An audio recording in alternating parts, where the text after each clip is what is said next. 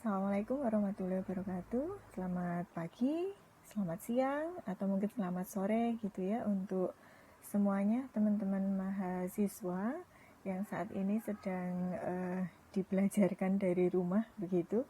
Untuk kesempatan kali ini saya coba sampaikan dengan cara yang sedikit berbeda begitu ya. Jadi sudah lama nggak ketemu untuk tatap muka ya. Semoga forum ini gitu ya, harapannya nanti sih bisa lebih memudahkan atau memahamkan dalam belajar. Oke, untuk materinya kita lanjutkan untuk lipid. Jadi seperti yang sudah diketahui, lipid ini secara umum dikenal dengan lemak gitu. Jadi lemak ya sama dengan lipid gitu aja ya. Nah, untuk kajian biokimiawinya kita lihat dulu peran biomedisnya untuk lipid. Jadi lipid atau lemak ini merupakan sekelompok senyawa heterogen. Jadi bisa berupa lemak yang kita sebut sebagai lemak secara umum, bisa berupa minyak, steroid, malam atau wax, dan senyawa terkait gitu ya yang masuk di dalam kategori lipid. Sifat umum dari lipid yang pertama jelas dia tidak larut di dalam air ya. Apapun bentuk lemaknya itu dia tidak akan larut di dalam air. Sehingga sifat berikutnya adalah dia larut di dalam pelarut yang nonpolar. Ya, prinsipnya sama lah, like dissolve like gitu ya. Oke. Kemudian untuk nilai energi yang dimiliki, ternyata lemak alami gitu ya, lemak makanan secara alami ini memiliki nilai energi yang tinggi dan vitamin juga di sana, tentu saja vitamin yang larut lemak ya. Mungkin sudah tahu semuanya vitamin apa gitu yang bisa larut lemak. Vitamin A, D, E, K. Jadi yang lain hanya vitamin C aja ya. C, B itu yang larut di dalam air. Kemudian jadi lemak dari bahan alami tadi ya, selain mengandung vitamin juga mengandung asam lemak yang esensial. Lemak kalau di dalam tubuh disimpan di jaringan adiposa, dia berfungsi sebagai insulator atau sebagai penghantar panas di jaringan subkutan dan sekitarnya. Sehingga kita ketahui bahwa tempat lemak itu adalah di jaringan bawah kulit, kemudian di sekitar organ, jadi dia melindungi organ begitu ya, bisa digunakan sebagai insulator atau penghantar panas. Selain itu, lipid juga berfungsi sebagai insulator listrik atau untuk syaraf ya, konduktor untuk syaraf. Jadi dia memungkinkan penjalaran dari gelombang depolarisasi saraf bermielin. Jadi untuk misalnya insulator listrik itu seperti kejut listrik pada saraf pusat pada SSP. Kemudian kombinasi lipid dan protein atau yang kita kenal dengan istilah lipoprotein, ini konstituen yang penting sudah kita bahas ya di komponen sel, dia sebagai penyusun dari membran sel, kemudian penyusun mitokondria, berfungsi sebagai pengangkut lipid di dalam darah. Ya, nanti kita lihat bagaimana lipid itu bisa diangkut melalui darah, sementara komponen terbanyak dari darah adalah air. Nah, ternyata di situ lipid dibawa dalam bentuk lipoprotein. Oke, ini untuk lipoprotein. Kemudian bagaimana fungsinya begitu ya? Kalau kita tahu proses metabolisme dari lipid itu sendiri, maka kita bisa mengkaji lebih jauh bagaimana proses obesitas itu terjadi. Jadi proses obesitas, kemudian DM, adanya gangguan aterosklerosis, ini disebabkan oleh gangguan metabolisme pada lipid. Sehingga kalau kita tahu bagaimana proses metabolismenya, hal itu bisa dihindari. Kemudian selain itu, di dalam gizi dan kesehatan, kita tahu mungkin sudah pernah mendengar gitu ya, adanya limit lemak jenuh, lemak tak jenuh begitu. Secara nutrisi itu seperti apa yang dibutuhkan di dalam tubuh. Nah, ini kita bisa ketahui dari mempelajari biokimia lipid. Nah, kita lihat dulu untuk klasifikasi lipidnya. Jadi lipid ini dibedakan menjadi lipid sederhana. Lipid sederhana ini bentuknya sebagai ester asam lemak dengan beberapa macam alkohol gitu ya. Atau yang kita kenal bahwa lemak itu kan kalau di metabolisme dipecah, dia akan menghasilkan asam lemak dan gliserol.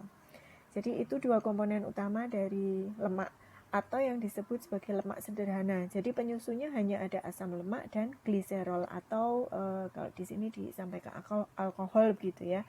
Karena di sana dia punya gugus OH. Contohnya adalah lemak fat. Ini kalau di dalam daging kita ketahui ada gajih misalnya, nah itu adalah lemak fat. Kemudian oil, minyak gitu ya, lemak yang bentuknya cair, dan lemak yang bentuknya padat atau wax, malam, nah itu merupakan bentuk lemak sederhana. Kemudian yang kedua adalah lemak kompleks. Lemak kompleks ini berisi asam lemak yang mengandung gugus selain itu. Ya, jadi kalau di bahasan karbohidrat dan protein kita kenal dengan protein konjugasi gitu ya, glukokonjugasi. Nah, ini kalau di sini disebut sebagai lipid kompleks. Jadi dia mengandung asam lemak dan bahan lain gitu ya, selain asam lemak maupun gliserol. Misalnya ada fosfolipid gitu ya, kemudian ada glikolipid, lipid kompleks lain misalnya sulfolipid, aminolipid, lipoprotein itu merupakan lipid kompleks. Jadi ada bagian lemak dan bagian bukan lemaknya. Kemudian yang ketiga adalah prekursor dan lipid turunan. Asam lemak gliserol ini jelas ya, dia sebagai prekursor. Jadi sebagai bahan pembuat lemak itu adalah asam lemak dan gliserol. Kemudian untuk steroid, vitamin larut lemak dan hormon. Nah, ini merupakan lipid turunan. Jadi dia boleh dikatakan sebenarnya bukan lipid, tetapi metabolisme yang dialaminya menyerupai metabolisme lipid. Atau dia punya gugus utama gitu ya, cincin utamanya ini sama dengan cincin utama dari lipid, sehingga dia dimasukkan di dalam lipid turunan. Kemudian kita lihat dulu untuk asam lemak. Ya, jadi asam lemak ini merupakan penyusun dari lipid. Asam lemak tersusun atas rantai hidrokarbon. Jadi ada hidrogen dan ada karbon atau Hc. Di mana jumlah atom C-nya ini selalu genap ya, antara C4 sampai C36. Jadi yang paling pendek asam lemak itu C-nya 4, yang paling panjang adalah C-nya 36. Jumlah atom C-nya pasti genap. 4, 6, 8, 10, dan seterusnya. Kemudian selain rantai hidrokarbon, dia juga punya gugus asam karboksilat atau COOH. Nah, asam lemak sendiri bisa ditemukan sebagai ester di dalam minyak dan lemak alami, merupakan turunan dari rantai lurus yang mengandung atom karbon genap. Tadi ya sudah saya sampaikan jumlahnya pasti genap C-nya. Kemudian kalau dia termasuk jenuh itu disebut sebagai anoat, penamaannya itu disebut sebagai anoat. Kalau yang tidak jenuh adalah enoat. Jadi hanya dengan melihat namanya kita tahu bahwa dia itu adalah asam lemak jenuh atau asam lemak tak jenuh. Kemudian yang kedua, selain sebagai ester, asam lemak juga bisa ditemukan dalam bentuk asam lemak bebas yang tidak teresterifikasi. Ini merupakan bentuk asam lemak di dalam transport yang terdapat di dalam plasma. Jadi ketika dia dibawa nanti dengan berikatan kepada protein sebagai lipoprotein, asam lemaknya dalam bentuk yang bebas atau tidak teresterifikasi. Kemudian bentuk simpanan utama dari asam lemak itu disebut sebagai triasil gliserol atau yang kita kenal dengan triglycerida. Ya, ini merupakan bentuk simpanan utama dari asam lemak. Nah, ini adalah struktur dari asam lemak. Tadi kita tahu ada asam lemak jenuh dan ada asam lemak tak jenuh. Mana yang termasuk asam lemak jenuh dan mana asam lemak yang tidak jenuh? Bedanya apa? Jadi kalau yang saturated, ya saturated itu yang jenuh dia tidak punya ikatan rangkap. Jadi rantainya lurus. Ya, ini juga nih. Rantainya lurus. Ini adalah rantai hidrokarbonnya. C dengan H, kemudian di ujung ini adalah asam karboksilatnya atau COOH. Jadi kalau yang jenuh itu dia tidak punya ikatan rangkap, C-nya, sedangkan yang tidak jenuh itu dia punya ikatan rangkap, sehingga bentuknya tidak lurus gitu ya. Secara struktural demikian. Kemudian tadi sebagai bentuk penyimpanan dari asam lemak, kita tahu ada triasilgliserol. Ya, kalau dari namanya, maka triasilgliserol itu dia punya 3 gitu ya, pembentuknya itu 3. Jadi triasilgliserol ini merupakan ester trihidrat. Jadi ada 3 alkohol gliserol dan asam lemak. Jadi asam lemaknya ada 3, gliserolnya ada 1 gitu ya. Kalau ini jadi yang 3 adalah asam lemaknya. Triasilgliserol atau trigliserida ini merupakan senyawa yang nonpolar, hidrofobik, sehingga dia praktis tidak larut di dalam air, berfungsi sebagai simpanan energi dan insulator panas juga di jaringan adiposa. Biasanya yang banyak mengandung trigliserida ini ada minyak sayur, vegetable oil, kemudian dairy product. Dairy product ini produk turunan dari susu, keju, yogurt gitu ya. Kemudian animal fat atau lemak hewani. Ini banyak mengandung trigliserida. Nah, kita lihat di gambar di bawahnya ini adalah perbandingan antara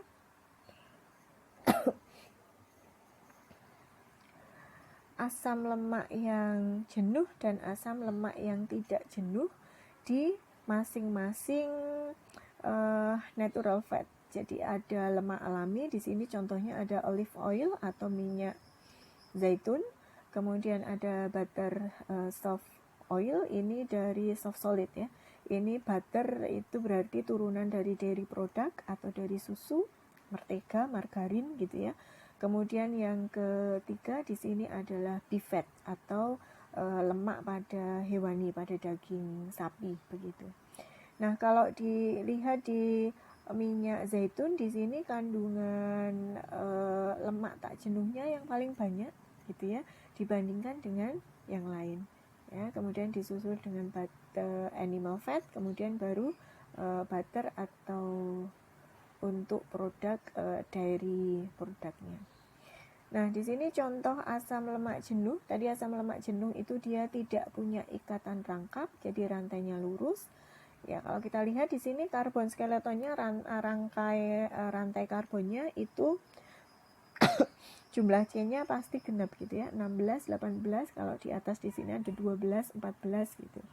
Kemudian contohnya ada, contoh namanya tadi ya, ada anoat itu untuk yang jenuh, kalau yang enoat itu untuk yang tidak jenuh. Misalnya di sini systematic name-nya dari struktur itu adalah dodecanoate acid. Jadi asam dodecanoate. Nama commonnya, nama similarnya dia asam laurat. Lebih banyak dikenal sebagai asam laurat. Asam miristat, asam palmitat begitu dibandingkan dengan nama sistematiknya atau berdasarkan struktur atau rangka kimiawinya. Ya, ini contoh untuk lemak jenuhnya. Kemudian berikutnya contoh asam lemak yang tidak jenuh. Asam lemak yang tidak jenuh itu bisa tidak jenuh tunggal, artinya jumlah ikatan rangkapnya itu hanya ada 1, sedangkan ganda itu jumlah ikatan rangkapnya lebih dari 2, lebih dari 1 gitu ya. Contohnya misalnya untuk yang polyenoat, ini yang ikatan rangkapnya lebih dari 1, ada prostanoid, prostaglandin, prostasiklin. Ini mungkin sudah dipelajari ketika diinflamasi ya. Ini adalah mediator nyeri, mediator inflamasi gitu yang dikeluarkan. Ini merupakan lipid turunan dari asam lemak yang tidak jenuh. Nah, untuk penamaannya, jadi kalau kita tadi lihat di asam lemak jenuh, itu kan ada 20.20 gitu ya, itu tandanya dia tidak punya ikatan rangkap. Tapi pada asam lemak yang tidak jenuh, di sini penamaannya ada 20.2 delta, kemudian ada angkanya di situ, ada 8, 11, 14, itu maksudnya ada 20 atom karbon, kemudian ada 1, 2, 3, 4 ikatan rangkap, maksudnya demikian. Ya, kalau ada ikatan rangkap maka penamaannya di sini kita pakai, karena dia tak jenuh maka tadi diakhiri dengan enoat, asam heksa desenoat, bukan anoat gitu ya. Itu yang membedakan dari penamaannya. Kemudian yang lain lagi mungkin sudah pernah tahu kalau sebenarnya mana yang lebih bagus gitu ya, ikatan asam lemak yang jenuh atau asam lemak yang tak jenuh gitu ya. Nah, asam lemak yang tidak jenuh itu konfigurasi utamanya adalah konfigurasi cis. Ini aman ketika dikonsumsi. Sama halnya tadi kita lihat di minyak zaitun gitu ya, kandungan asam lemak tak jenuhnya banyak, tapi kenapa dia banyak dikonsumsi gitu? Karena dia masih dalam kondisi konfigurasi yang cis. Konfigurasi cis ini bisa berubah menjadi trans gitu kalau dia melalui proses. Misalnya ada proses fermentasi, kemudian ada proses hidrogenasi. Misalnya pada tadi minyak sayur yang dipanaskan berkali-kali begitu ya, dia menyebabkan konfigurasi cisnya berubah menjadi trans.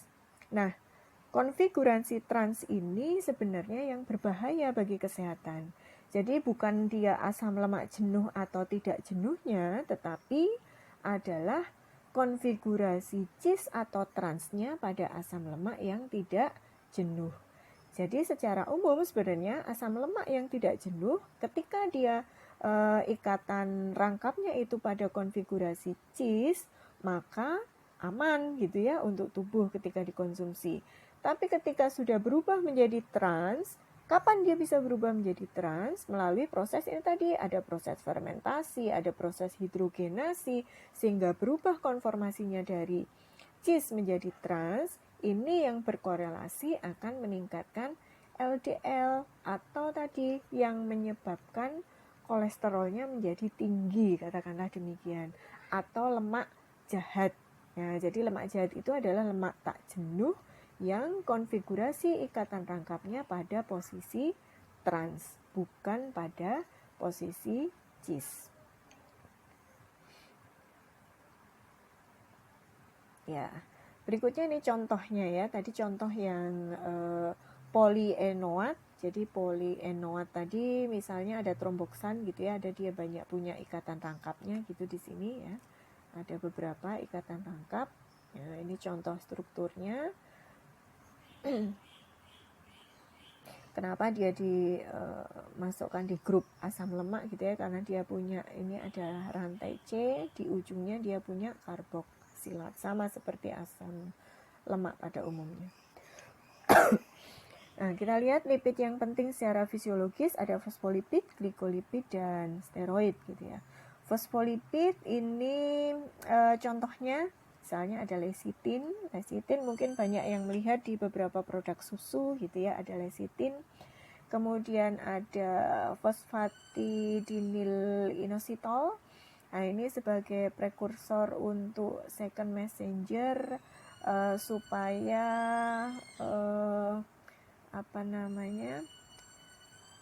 penting untuk proses tadi impuls gelombang magnetiknya gitu ya, gelombang listriknya itu untuk second messengernya ya. Jadi ini contoh dari fosfolipid, nanti mungkin lebih jelasnya ini bisa dibaca untuk contohnya. Kemudian ada lagi kardiolipin, ini yang ada di membran mitokondria terutama pada kardiak, ada pada kardio. Kemudian ada juga yang lain di sini, ada fosfoasil gliserol gitu ya.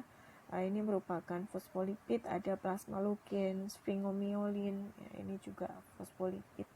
Ini secara strukturnya, jadi contohnya tadi ya, strukturnya untuk contoh fosfolipid, nanti bisa dilihat sendiri. Kemudian untuk yang glikolipid, ya glikolipid ini banyak kita jumpai di seluruh jaringan tubuh, terutama di jaringan saraf dan lapisan luar membran plasma. Contohnya ada glikosfingolipid, ini terdapat di jaringan hewan, mengandung seramid dan gula. Kemudian ada juga galaktosil seramid, ya, dia glikosfingolipid di otak dan jaringan saraf yang lain. Jadi masih di dalam glikosfingolipid. Yang lain ada glukosil seramid, ada gangliosida, ya, ini contoh strukturnya. Berikutnya ada steroid. Ya, steroid ini kalau kita lihat dulu kenapa kita masukkan di bahasan lipid gitu ya, bahwa kolesterol ini merupakan prekursor sejumlah besar steroid terkait dengan kejadian aterosklerosis dan penyakit jantung. Jadi kolesterol itu kan merupakan komponen dari lemak. Dia merupakan prekursor untuk membentuk beberapa steroid, sehingga steroid dia punya inti atau cincin utama begitu yang mirip dengan kolesterol. Kalau dia mirip dengan kolesterol, maka secara metabolismenya juga mirip, sehingga dimasukkan di dalam bahasan lipid. Kolesterol sendiri ini terdistribusi luas di semua sel, tetapi tidak pada tumbuhan atau bakteri. Jadi tumbuhan atau bakteri itu tidak punya kolesterol gitu ya, yang punya kolesterol adalah hewan. Merupakan konstituen utama untuk membran plasma dan lipoprotein plasma. Sering juga ditemukan sebagai dalam bentuk esternya, yaitu ester kolesterol. Kemudian untuk ergosterol ini terdapat pada tumbuhan dan ragi sebagai prekursor dari vitamin D. Jadi kalau kolesterol itu tidak ada di tumbuhan, yang ada di tumbuhan adalah ergosterol. Sedangkan poliprenoid ini bukan steroid tetapi senyawa induknya seperti kolesterol. Poliprenoid itu ya hampir sama dengan eicosanoid ya, jadi yang seperti mediator inflamasi tadi. Dia tidak termasuk steroid, tapi dia punya senyawa induk yang mirip kolesterol. Jadi dia akhirnya dimasukkan juga gitu ya, karena dia punya senyawa induk yang sama. Kemudian ada dolikol, ada kamfora, ada vitamin A, D, E, K, ini vitamin yang larut di dalam lemak gitu. Kemudian beta karoten ini merupakan isoprenoid yang berasal dari tumbuhan. Dia kita masukkan di dalam steroid juga. Nah, ini contoh dari strukturnya. Kalau kita lihat di sini cincin utama atau senyawa induk dari kolesterol ini ya, ada 4 senyawa aromatik. Kita lihat di steroid misalnya ada prednisolon, ini juga dia punya gugus induk yang sama begitu dengan kolesterol. Prednison begitu, kemudian beberapa enzim ada hormon gitu ya. Ada hormon estradiol, ini juga sama gitu ya. Dia punya senyawa induk yang mirip dengan kolesterol, sehingga dimasukkan di dalam bahasan lipid. Ya, berikutnya terkait dengan peroksidasi lipid. Jadi peroksidasi ini merupakan proses autooksidasi lipid yang terpajan oleh oksigen bertanggung jawab terhadap pembusukan makanan serta kerusakan jaringan in vivo. Jadi mungkin ini kalau dipraktekkan ada ya peroksidasi lipid. Jadi kita lihat bagaimana lipid itu bisa mengalami kerusakan karena di sana ada oksigen dalam bentuk radikal bebas. Itu yang disebut dengan proses peroksidasi pada lipid. Proses peroksidasi ini dikatalisis oleh senyawa heme dan enzim lipoksigenase dalam trombosit dan leukosit. Jadi kalau sesuatu itu mengalami pembusukan atau kerusakan terhadap jaringan, itu kemungkinan karena di sana lipidnya mengalami peroksidasi, maksudnya demikian. Proses peroksidasi ini bisa terjadi utamanya karena ada radikal bebas, ya, bisa dari oksigen radikal bebas gitu ya, atau pajanan lain yang mengandung gitu ya radikal bebas. Peroksidasi lipid ini dapat menyebabkan kanker, peradangan, aterosklerosis, serta penuaan. Jadi peroksidasi lipid yang disebabkan oleh radikal bebas. Sehingga untuk mengatasi itu perlu ditambahkan antioksidan. Jadi antioksidan ini senyawa yang digunakan untuk mengendalikan dan mengurangi peroksidasi lipid. Tentu saja kerjanya tergantung pada jenisnya. Untuk antioksidan preventif, ini dia mengurangi laju inisiasi reaksi berantai. Kemudian untuk antioksidan pemutus rantai, contohnya ada vitamin E yang kita kenal sebagai antioksidan secara luas digunakan gitu ya. Bahkan kita tahu vitamin E itu untuk kesehatan kulit, bisa untuk mencegah penuaan gitu ya, karena proses peroksidasi lipid di kulit ini dihambat. Jadi jangan dibayangkan lipid itu ya dalam bentuk lemak gitu. Misalnya kalau di praktikum itu nanti kemungkinan Anda nggak bisa praktikum gitu ya. Kalau di praktikum ada misalnya buah apel itu dipotong. Kalau dibiarkan itu dia akan berwarna kecoklatan gitu kan, hasil potongannya. Kenapa dia bisa berwarna kecoklatan? Karena dia mengalami peroksidasi apanya? Lipidnya. Emang di buah apel ada lipidnya? Ya ada gitu ya. Pisang juga demikian. Yang menyebabkan dia menjadi berwarna kecoklatan itu adalah proses peroksidasi. Apa yang menyebabkan? Apakah dia dapat radikal bebas dari mana? Dari udara atau dari oksigen. Nah, sehingga nanti di percobaan berikutnya ada yang dicelupin di vitamin C dosis tinggi. Nah, nanti dilihat perbedaannya. Kalau yang dicelupin di vitamin C ternyata tidak muncul itu warna coklat meskipun dia dipotong. Ya, jadi proses peroksidasi ini akan terjadi ketika ada perlukaan atau pemotongan. Kalau dia dalam bentuk utuh ya tidak akan mengalami peroksidasi gitu lipidnya karena kan tidak kontak dengan udara. Gampangnya demikian gitu ya. Nah, sekarang kita lihat bagaimana pengangkutan dan penyimpanan lipid begitu di dalam tubuh. Untuk pengangkutan lipid, kita lihat bahwa lipid itu diangkut gitu ya melalui plasma darah yang notabene sifatnya adalah hidrofilik. Jadi komponen terbesar dari darah adalah air. Nah, bagaimana lipid yang tadi sifatnya kan dia tidak larut air ya, kok bisa gitu ya dibawa oleh darah ke seluruh tubuh? Di sana dia diikat begitu, digabungkan dalam bentuk lipoprotein. Ya, jadi pengangkutan lipid melalui plasma darah dilakukan dengan cara menggabungkan lipid nonpolar dalam bentuk triasil gliserol dan ester kolesterol gitu ya, dengan lipid amfipatik. Lipid amfipatik itu dia sifatnya bisa larut air, bisa tidak. Misalnya ada fosfolipid dan kolesterol yang dalam bentuk bebas, bukan dalam bentuk ester. Serta protein yang disebut sebagai lipoprotein.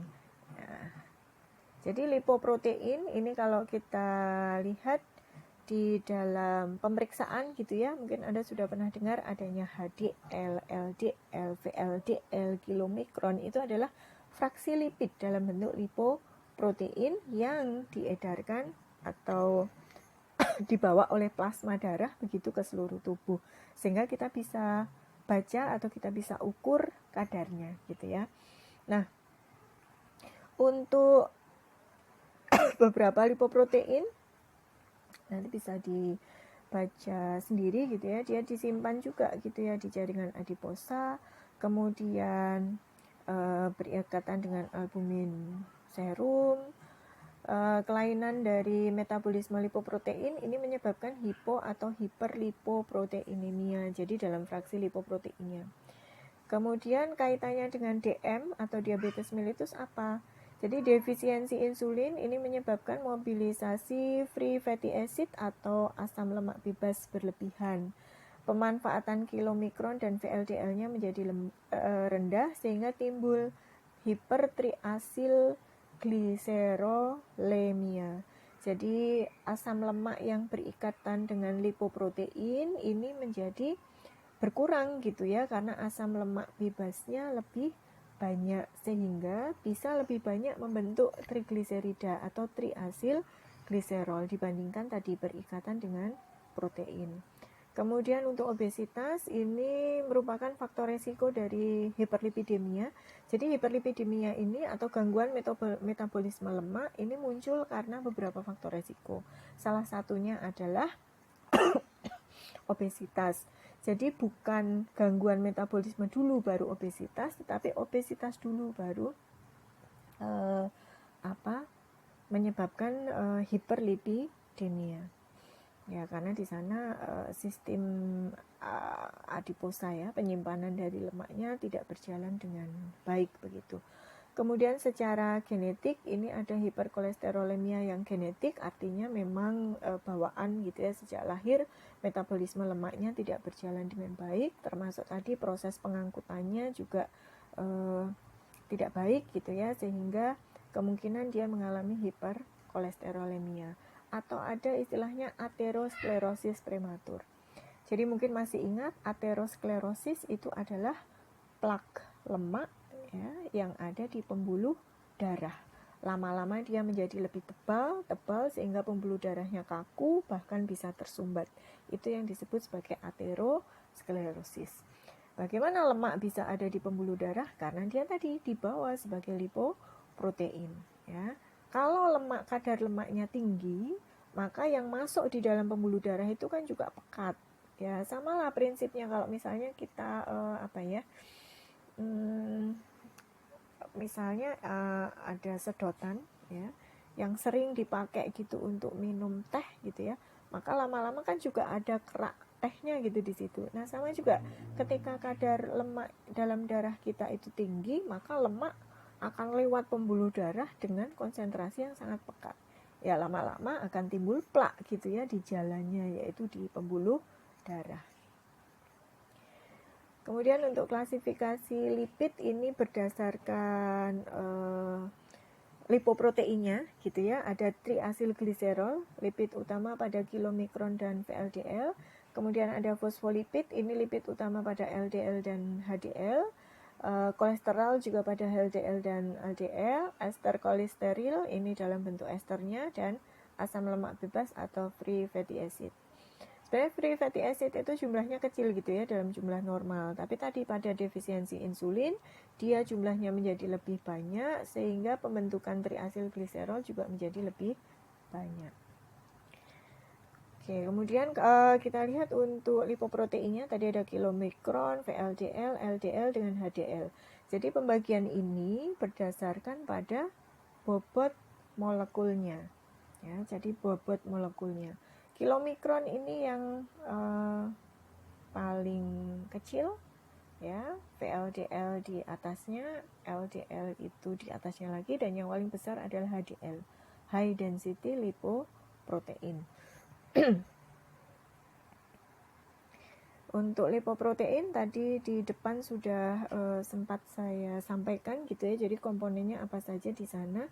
Ada inti nonpolar dan permukaan amfipatik. Tadi ada fosfolipid, ada glikolipid gitu yang masuk ke sana.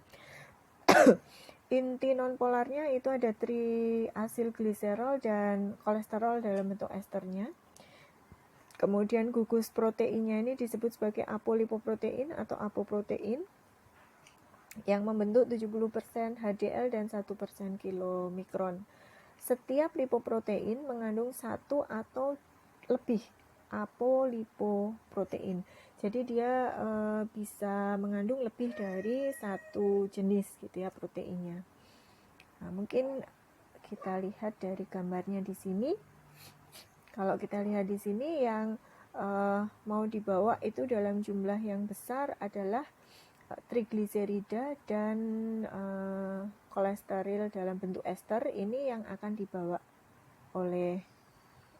akan dibawa ke peredaran darah gitu.